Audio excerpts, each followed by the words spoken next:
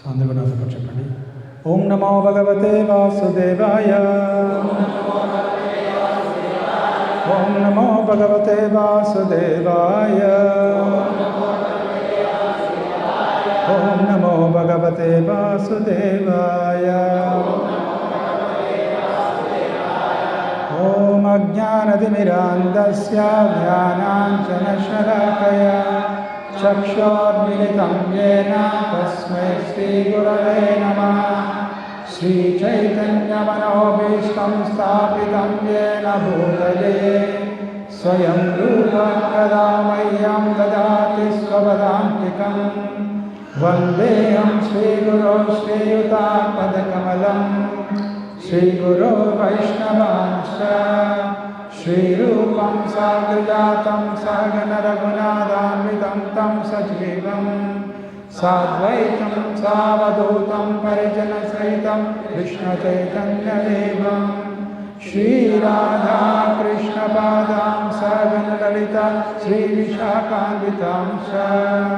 హే కృష్ణ కరుణా సింధో దీనబంధో జగత్పతే గోపేశ గోపికా కాంత రాధా కాంత నమోస్తుతే. తప్త కాంచన గౌరాంగే రాధే వృందావనేశ్వరి వృషభానుసుతే దేవి ప్రణమామి హరిప్రియే. వాంఛాకల్పతరుభ్యశ్చ కృపా సింధోభ్యైవ చ పతితానాం పావనేభ్యో వైష్ణవేభ్యో నమో నమః.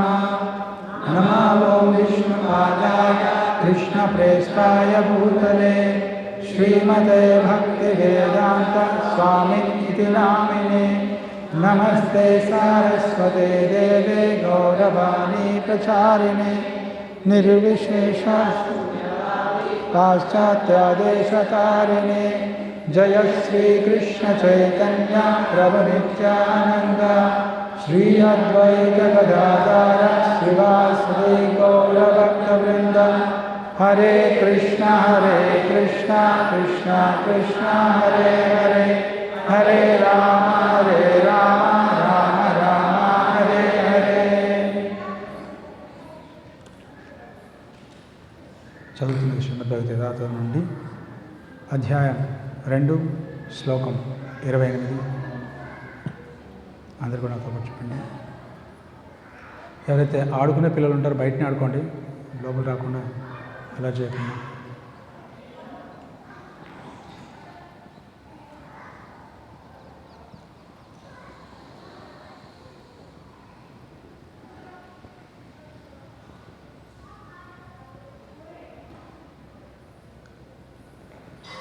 ఓకే,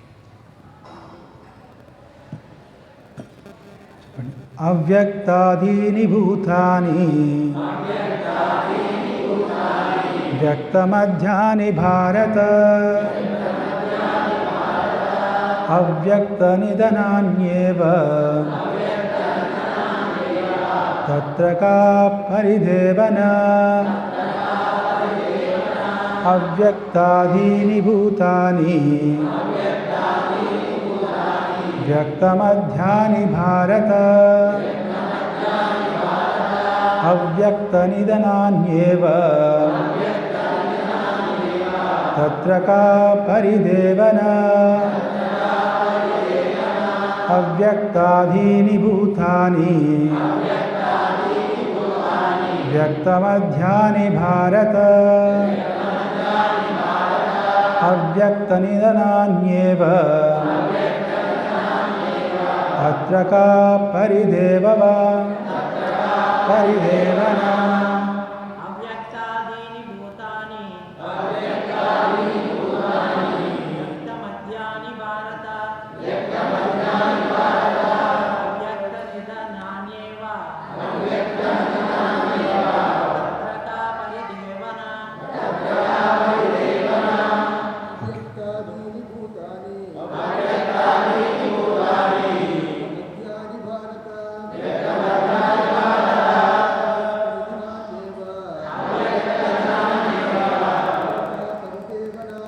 తత్ర కా పరిదేవన.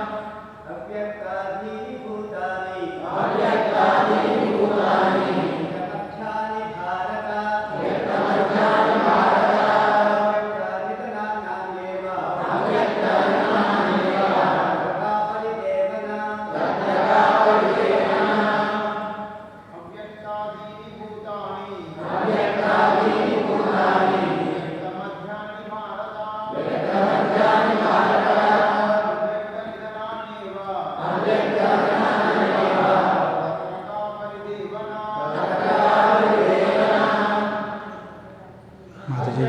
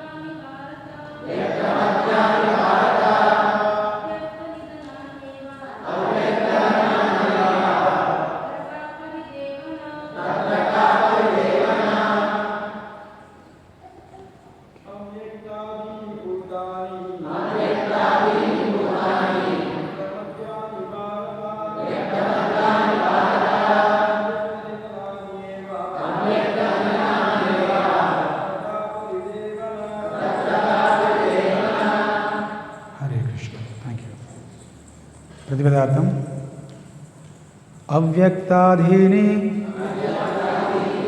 ఆరంభ దశలో కనిపించునట్టి భూతాని సృజింపబడిన వస్తువులన్నీ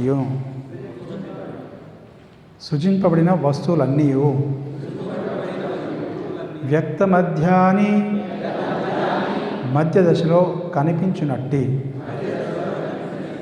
భారత ఓ భరతవంశీయుడా అవ్యక్త నిధనాని ఏవ మరణం కలిగినప్పుడు కనిపించనట్టివి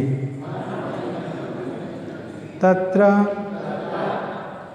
ఆ విషయమును క పరిదేవన దుఃఖమెందులకు तात्पर्य में भाषण श्री सी भक्तिवेदांत स्वामी प्रभुपाद जगद्गुरु श्री प्रभुपाद की తాత్పర్యం సృజింపబడిన జీవులన్నీ మొదట అవ్యక్తములే, మధ్య అవి వ్యక్తములగుచున్నవి. నాశనం పొందినప్పుడు మరల అవ్యక్తములగును. అందుచే దుఃఖించుటకు కారణమేమీ కలదు.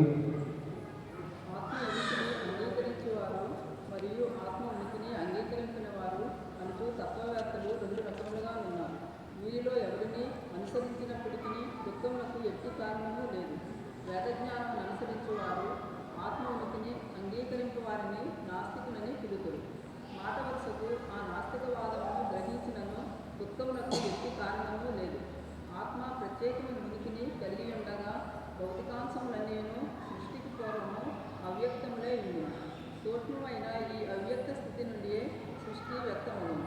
ఆకాశం నుండి వాయువు, వాయువు నుండి అగ్ని, అగ్ని నుండి నీరు, నీటి నుండి భూమి ప్రకటమవును.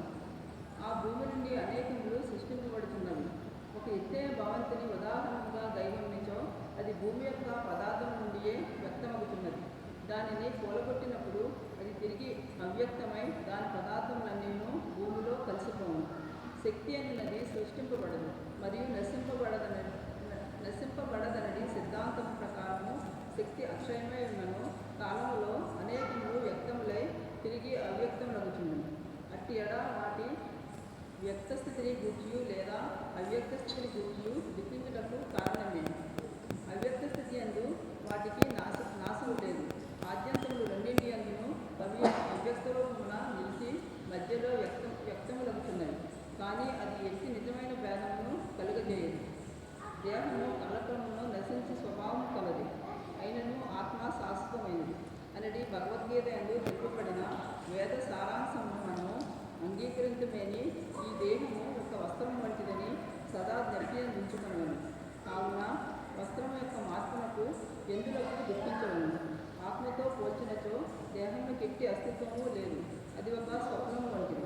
స్వప్నంలో కొన్ని మార్లు మనము ఆకాశంలో ఎగురుతున్నట్లు లేదా రాజువలే ఒక రథమునందు కూర్చొనినట్లు గాంచవచ్చును. కానీ మెరుపుంచినంతనే మనము ఆకాశంలో కానీ రథమునందు కానీ లేమని బోధపడగలము. భౌతిక దేహకు అస్తిత్వలేమని ఆధారం చేసుకునియే వేదజ్ఞానము మనుజుని కావున ఆత్మ యొక్క అస్తిత్వమును అంగీకరించినను లేదా అంగీకరింపకుండాను దేహం నశించే విషయమున చింతించుటకు ఎట్టి కారణము లేదు.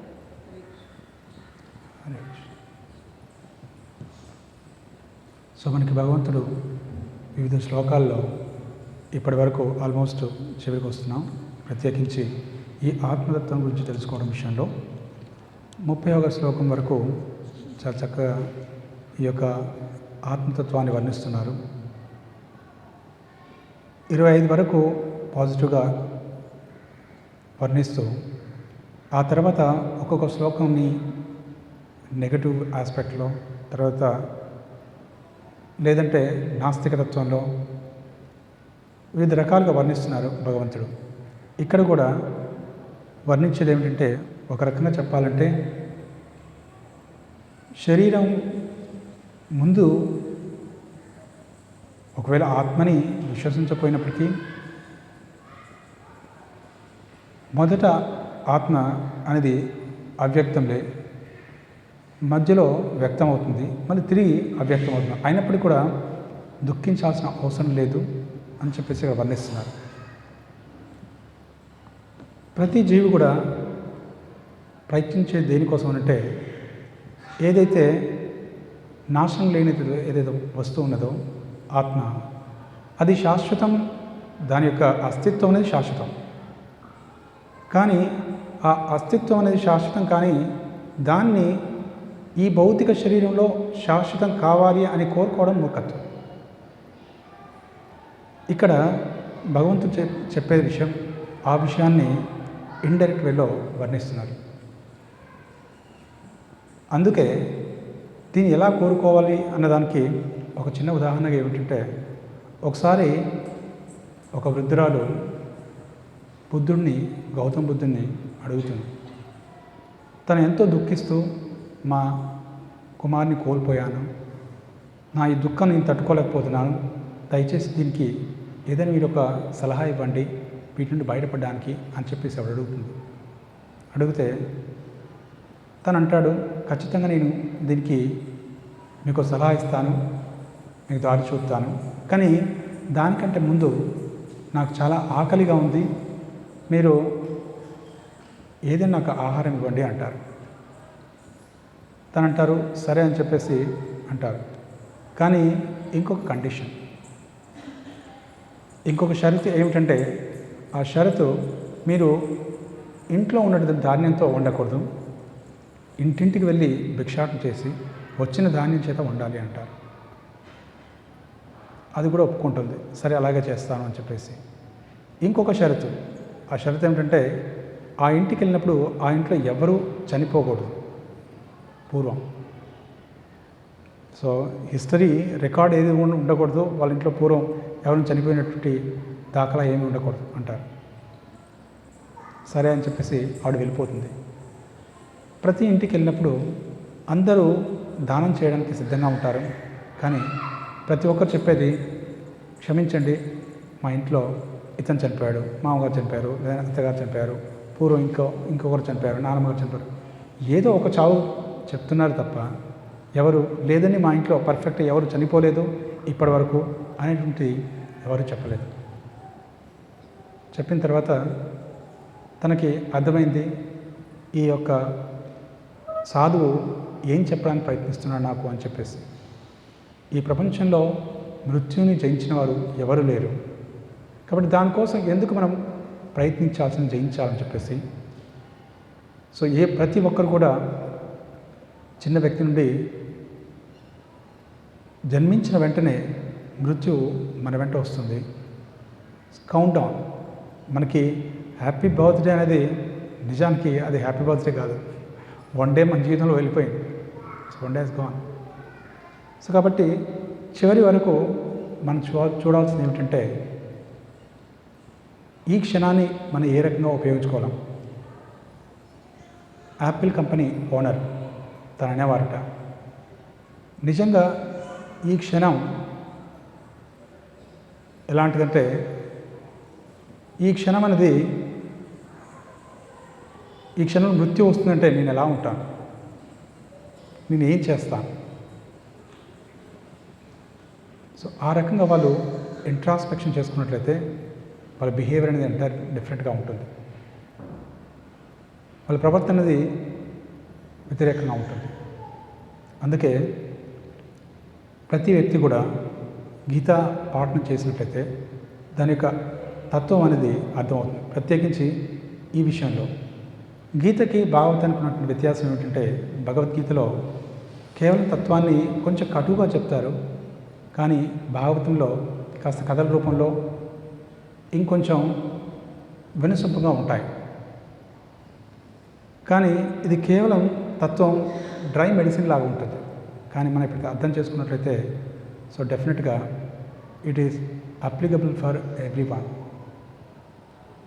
మనకి ఎలాంటిదంటే ఈ అవ్యక్తాదిని భూతాని వ్యక్త మధ్యాని భారత. మొదటగా అవ్యక్తంగా ఉంటుంది. అవ్యక్తంగా ఉంటుందంటే ఆత్మ అనేది సూక్ష్మ శరీరంలో క్యారీ చేయబడుతుంది. అది ఇంకొక శరీరం దేహంలోకి వెళ్ళబడుతుంది. ఈ శరీరంలో ఉన్నటువంటి ఏవైతే కోరికలు ఏవైతే ఉంటాయో ఆత్మ యొక్క కోరికలు తను ఈ మనస్సులో స్టోర్ చేయబడతాయి. Mind is store house of desires అంటారు.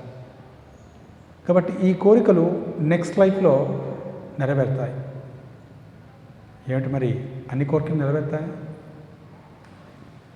ఏమంటారు?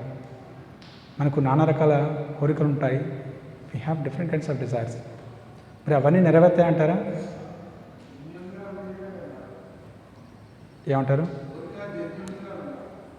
కోరిక జెన్యూన్గా. ఆ జెన్యూనిటీ ఎలా అంటారు? How do you measure? ఏ రకంగా మెజర్ చేస్తుంది అది? ఏదో ఇది జెన్యూన్ కోరిక అండి అని చెప్పడానికి ఏంటి? దీన్ని ఏమంటారు? వేద ప్రమాణం. మీ ప్రకారం ఎలా అంటారు? మహావదేన ప్రభు చెప్తారు. ప్రతి కోరిక కూడా తీరుతుంది. అంటే అది ఎన్ని కోట్ల జీవరాశుల దాంట్లో తెలియదు.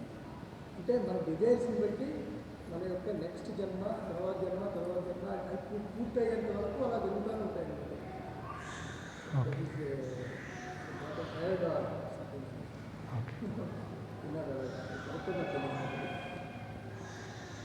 దీన్ని డిజైర్ మేనేజ్మెంట్. సో బేసిక్గా మనం ఏవైతే కోరికలు ఉంటాయో ఇవన్నీ స్టోర్ అవుతాయి. కానీ ఆ కోరికకి ఎప్పుడైతే క్వాలిఫికేషన్ వస్తుందో, ఆ కోరికకి ఎప్పుడైతే మనం క్వాలిఫై అవుతామో అప్పుడు ఫుల్ఫిల్ అవుతుంది. లేదంటే నాకు ఒక పెద్ద భవనం కట్టుకోవాలి, ప్యాలెస్ కట్టుకోవాలి అని ఉందనుకోండి, మన దగ్గర ఓన్లీ 1000 రూపాయలు ఉన్నాయనుకోండి, ఎలా కడతాం? అవునా కదా? So we can't really build that. అది ఎప్పుడు కట్టగలము అంటే when you have so much money. అన్ని క్రోర్స్లో ఉంటే తప్ప అది కట్టలేదు. సో అలాగే అంతటి పుణ్యకర్మ ఉంటేనే తప్ప దాని ద్వారా మనం నిర్మించలేము. సో అదే ఈరోజు స్టూడెంట్స్కి ఆ టాపిక్ తీసుకుంటున్నాం. అందరూ కూడా చాలా అటెంటివ్గా వింటున్నారు ఈరోజు అట్లీస్ట్. సో ఇది ప్రధానమైనటువంటి ఈ కోరికలను ఫుల్ఫిల్ చేసుకోలేము. భగవంతుడికి ఎంతటి కృపామయుడంటే మనకి ఏవైతే మరి ఈ శరీరం వదిలిన తర్వాత ఇంకొక శరీరం వచ్చేటప్పుడు మరి ఎందుకంటే మనకు అవన్నీ మర్చిపోతుంటాం పూర్వజన్మలో జరిగినటువంటి? Why do you forget? ఎందుకు మర్చిపోతాం? భగవంతుడు ఒక అవకాశం ఇస్తాడు. ఎందుకు అంటే ఒకవేళ అవి కనుక మర్చిపోలేకపోతే ఈ జన్మలో ఎంజాయ్ చేయలేం. ఎందుకో తెలుసా?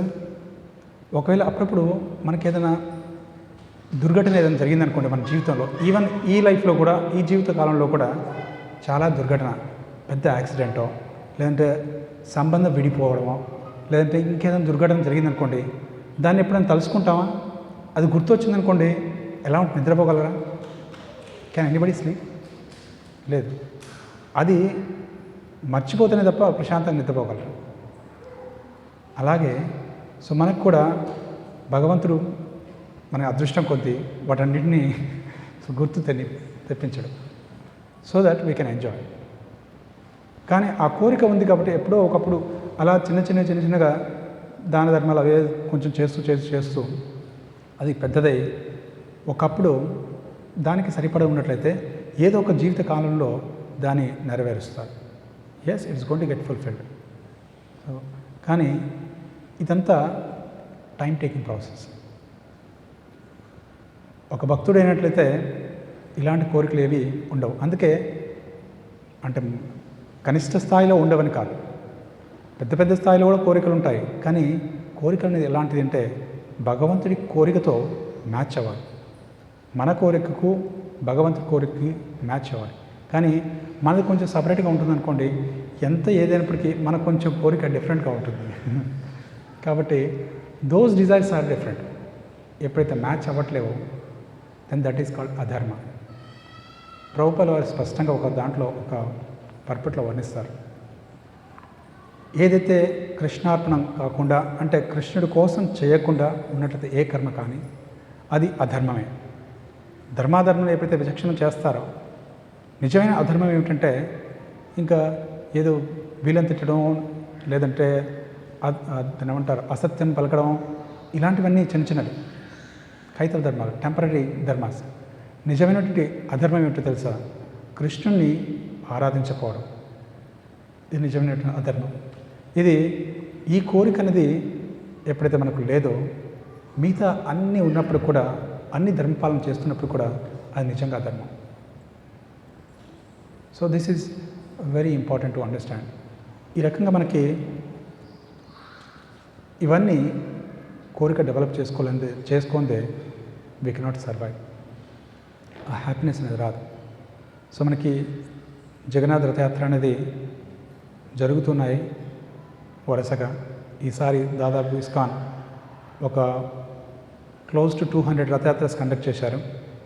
సో మనకి మొత్తం all over India. So world other places కూడా చాలా చక్కగా చేశారు.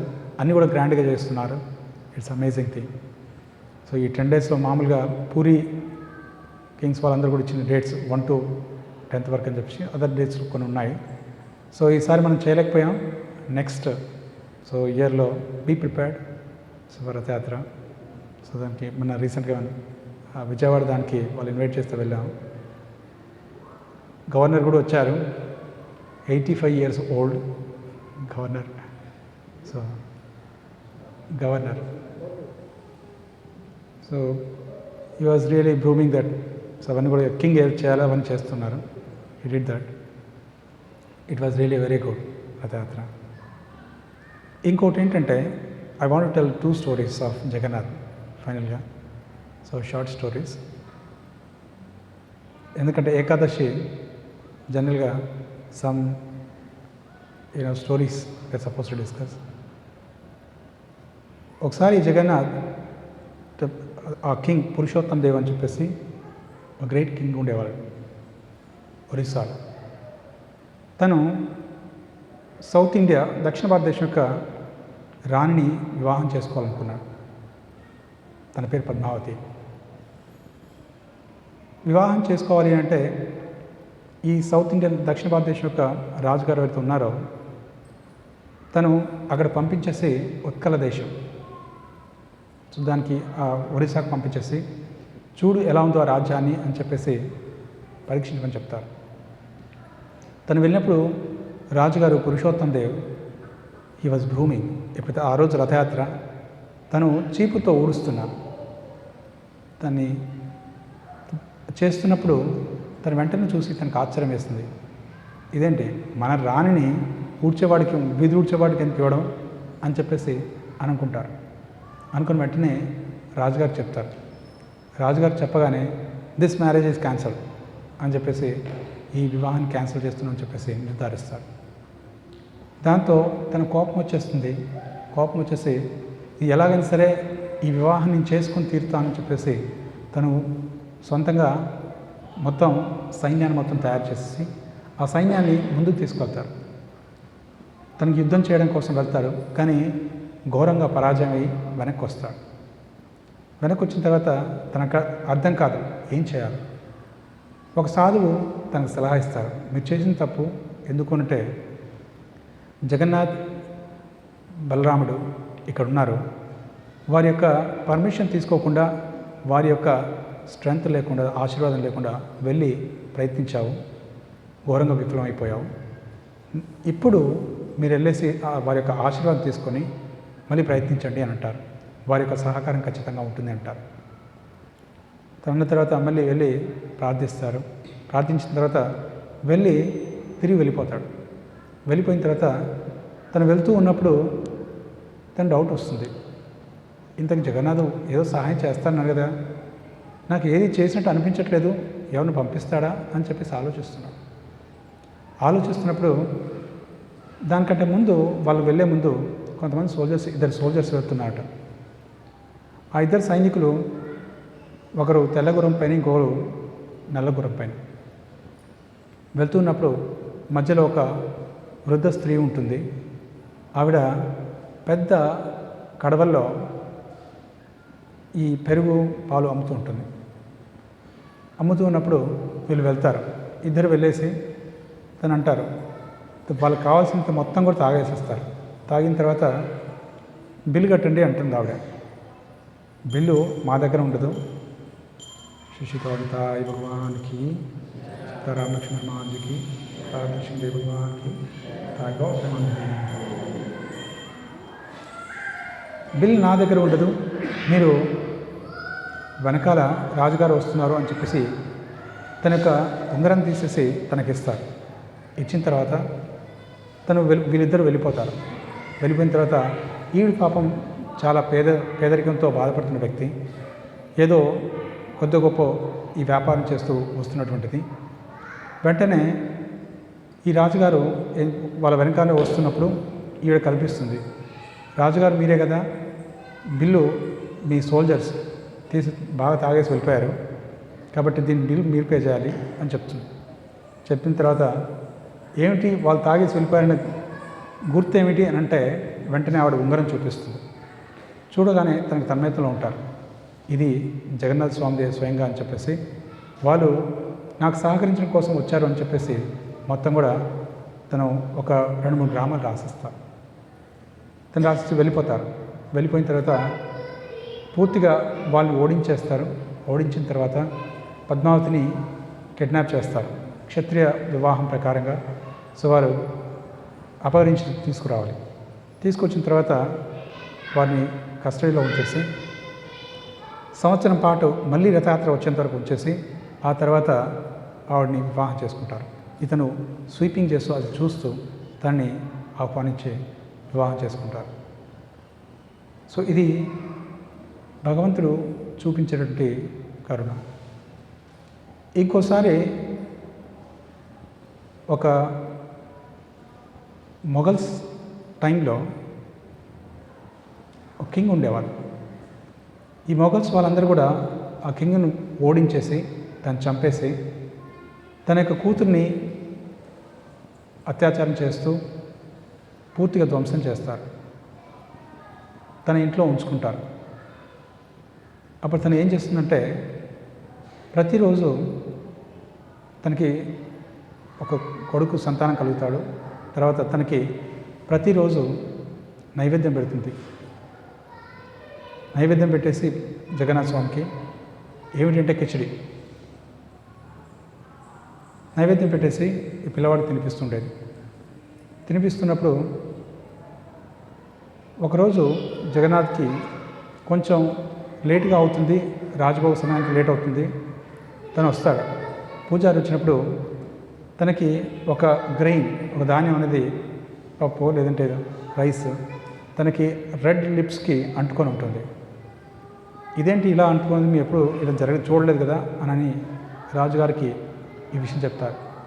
చెప్పిన తర్వాత ఆ రోజు రాత్రి రాజుగారి కళ్ళలోకి వచ్చేసి జగన్నాథ స్వామి చెప్తారు, నాకు ఒక రాణిగారు ప్రతిరోజు ఈ నైవేద్యం పెడతారు, ఆ కిచిడి అంటే నాకు ప్రాణం, కాబట్టి దానికోసం నేను అక్కడి వరకు వెళ్ళేసి తీసుకొని మళ్ళీ వస్తాను. కానీ ఈరోజు కాస్త నైవేద్యం పెట్టడం లేట్ అయింది, కాబట్టి ఈ రాజు అవ్వడం నీకు లేట్ అయ్యాను అని చెప్పేసి వారు అంటారు. అలాగే జగన్నాథ్ లీలలు ఎన్నో ఉన్నాయి. సో జగన్నాథ్ ఎప్పుడు కూడా చేస్తున్నా విన్నాను. రీసెంట్గా I mean viewer discussing videos కూడా చాలా వైరల్గా స్ప్రెడ్ అయ్యాయన్నట్టే. మొన్న రథయాత్ర ఉల్టా రథయాత్రలో జగన్నాథ స్వామి వస్తున్నప్పుడు అక్కడ భారీ వర్షం కురుస్తుంది. కానీ ఎప్పుడైతే ఆరతి ఇవ్వాలో కానీ రథం మీద మాత్రం పడట్లేదు ఆరతి ఇచ్చేంతవరకు. సో కాబట్టి ఇది ఇప్పటి కూడా అలాంటి లీలలు జరుగుతున్నాయి. సో భగవంతుడు లేడు అని చెప్పేసి అనుకోవడానికి లేదు, హీ ఈజ్ దేర్. సో భగవంతుడి యొక్క లీలలు అనేది శాశ్వతంగా ఉంటాయి. కానీ మనకు కావాల్సింది ఏమిటంటే శాశ్వతమైన సేవకులం. ఎలాగైతే పురుషోత్తం దేవ్ శాశ్వతమైన సేవకుడిగా అతను రాజు అయినప్పుడు కూడా ఊడుస్తున్నాడో, మనం కూడా ఆ రకం ప్రతినిత్యం భగవంతుడి సేవ, అది మీనియల్ సర్వీసా అంటే ఏదో చిన్న సర్వీసా పెద్ద సర్వీసా అని కాకుండా అన్ని సేవలు చేస్తూ సో భగవంతుని ప్రసన్నం చేయడమే మనకు ముఖ్య ధర్మం. This is the duty of every living entity, ప్రతి జీవి యొక్క కర్తవ్యం. Right. Thank you very much. Hare Krishna. Ekadashi महामहोत्सव की, श्रीमद् भगवद गीता की, जगन्नाथ बलदेव सुब्रमाय की, श्री कौंडता की, जगत गुरु श्रील प्रभुपाद की, ताई गॉड प्रेमानंदे.